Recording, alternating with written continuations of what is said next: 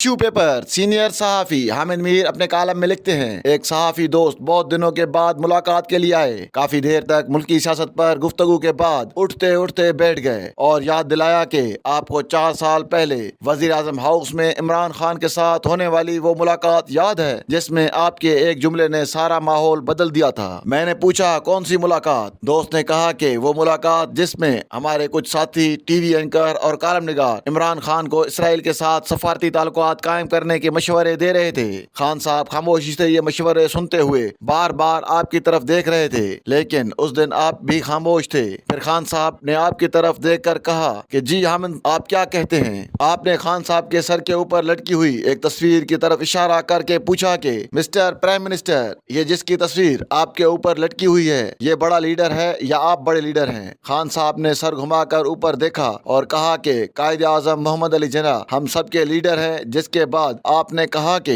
कायदे आजम के पाकिस्तान में सिर्फ कायदे आजम की पॉलिसी चलेगी या आपकी या मेरी पॉलिसी नहीं चलेगी। फिर खान साहब ने यह कहकर सारी बहस खत्म कर दी कि इसराइल पर मेरा वही मौकिफ है जो कायदे आजम का मौकिफ था। मेरा दिल इसराइल को तस्लीम करने के लिए नहीं मानता। दोस्त ने खान साहब के साथ होने वाली गुफ्तगू याद दिलाकर पूछा कि अगर इमरान खान इसराइल के साथ ताल्लुकात कायम कर लेते तो क्या उनकी हुकूमत खत्म होती? मैंने अपने दोस्त से कहा कि आप वो हालात याद करें जिनके तनाजुर में इमरान खान के साथ इस मुलाकात का एहतमाम किया गया था। ये मुलाकात मार्च 2019 में हुई थी। 26 फरवरी 2019 को भारतीय एयरफोर्स ने पाकिस्तान के इलाके बालाकोट पर बमबारी की थी। इस दौरान ये इतलात आई थी कि इसराइली तैयारों ने राजस्थान के रास्ते पाकिस्तान की एटमी तंसीबात पर हमले का मंसूबा बनाया था, लेकिन पाकिस्तान एयरफोर्स की जानबाजों ने भारतीय एयरफोर्स का जो हशर किया, उसके बाद इसराइल को हमले की जरूरत नहीं हुई। इस दौरान जनरल कमर जावेद बाजवा ने मेरे समेत कुछ दीगर सहाफियों के साथ ये गुफ्तगू शुरू की कि हमें इसराइल और भारत का इत्तेहाद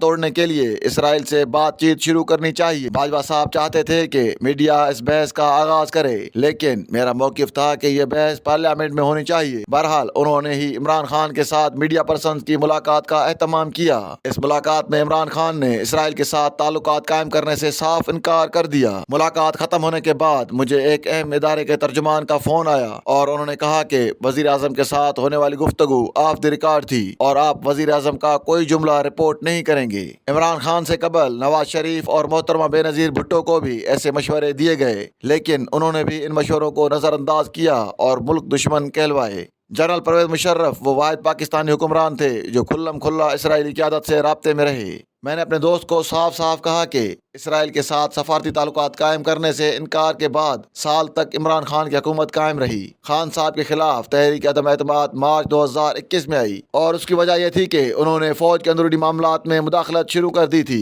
मेरा सहाफ़ी दोस्त आज भी इमरान खान की मोहब्बत में गिरफ्तार है, लेकिन आजकल इस मोहब्बत के इजहार में बड़ा मोहतात हो चुका है। मैंने उसे कहा कि अगर 2019 में हम बाजवा साहब की बातों में आकर इसराइल के साथ दोस्ती के गीत गाने लगे तो सोचो आज हमारा ज़मीर हमें कितनी मलामत करता। मार्च 2019 में इमरान खान को इसराइल के साथ दोस्ती के मशवरे देने वालों में हमारे एक साथी काफी आगे निकल गए। 7 मार्च 2019 को मैंने इमरान खान के साथ होने वाली मुलाकात की कुछ तफसील रोजनामा जंग के कालम में लिखी तो यह साथी बहुत नाराज हुआ। मैंने उनसे अर्ज की कि आप मेरे इख्तलाफ राय को बर्दाश्त करें, अपना मौकिफ जबरदस्ती मुझ पर मुसल्लत तो न करें। मैंने उन्हें खबरदार किया कि जिन लोगों के कहने पर आप इमरान खान को इसराइल के साथ दोस्ती की तरफ धकेल रहे हैं, वो खुद कभी इस पॉलिसी के हक में अवाम के सामने नहीं बोलेंगे और आपको टिश्यू पेपर की तरह इस्तेमाल करके डस्टबिन में फेंक देंगे। हमारे ये साथी एंकर पिछले साल इमरान खान की हुकूमत खत्म होने के बाद पाकिस्तान छोड़कर अमेरिका चले गए। आजकल वो अमेरिका में बैठकर पाकिस्तान में आइन व कानून की बालादस्ती की जंग लड़ रहे हैं। अगर इमरान खान ने इनकी बात मान ली होती तो मौलाना फजलुर रहमान अक्टूबर 2019 में इस्लामाबाद से वापस न जाते,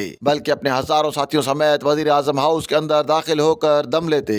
मौलाना फजलुर रहमान को वापस भिजवाने में जनरल बाजवा और जनरल फैज ने अहम किरदार अदा किया था, जिसका मतलब यह है कि मार्च 2019 में इसराइल के मामले पर इमरान खान के इनकार के 7 माह बाद भी जनरल बाजवा और फैज तहरीक इंसाफ की हुकूमत का तहफ़्फ़ुज़ कर रहे थे। आज जब इमरान खान अडियाला जेल पहुंच चुके हैं तो मौलाना फजलुर रहमान फरमाते हैं कि मैं चाहता हूँ इंतखाबी मैदान में मेरे मुखालिफ के हाथ पांव बंधे हुए न हों, बल्कि वो भी खुले हाथों से मेरा मुकाबला करे। शायद मौलाना साहब के इस बयान بیان کی وجہ سے تحریک انصاف کا ایک وفد ان سے ملاقات کرنے گیا اور ان کے خوش دامن کے انتقال پر فاتح خوانی کی۔ اس ملاقات کے بعد بھی عمران خان اور مولانا فضل الرحمان کا سیاسی اختلاف برقرار ہے، تاہم یہ اچھی بات ہے کہ سیاسی اختلاف کو ذاتی دشمنی میں تبدیل کرنے کی روایت کو توڑا گیا ہے۔ کسی کو اچھا لگے یا برا، اصل حقیقت یہ ہے کہ جو سیاستدان، صحافی یا وکیل کسی جنرل باجوہ کے ہاتھوں کا ٹشو پیپر بن جاتے ہیں، ان کا آخری قیام تاریخ کے اس ڈسٹ بن میں ہوتا ہے جو اردو میں کوڑا دان کہلاتا ہے۔ اپنے ارد گرد نظر دوڑائیے، آپ کو ایسے کئی سیاستدان، صحافی اور وکیل نظر آئیں گے جو آج چھوٹے چھوٹے مفادات کے لیے سچ کو جھوٹ اور جھوٹ کو سچ قرار دے رہے ہیں، آئین کی کھلم کھلا خلاف ورزی کو ملکی مفادات کا اہم تقاضا قرار دے رہے ہیں۔ یہ سب اس دور کے نئے ٹشو پیپر ہیں، استعمال کے بعد انہیں بھی کہیں پھینک دیا جائے گا۔ میری باتیں انہیں اس وقت یاد آئیں گی جب ان سب کا استعمال ختم ہو جائے گا۔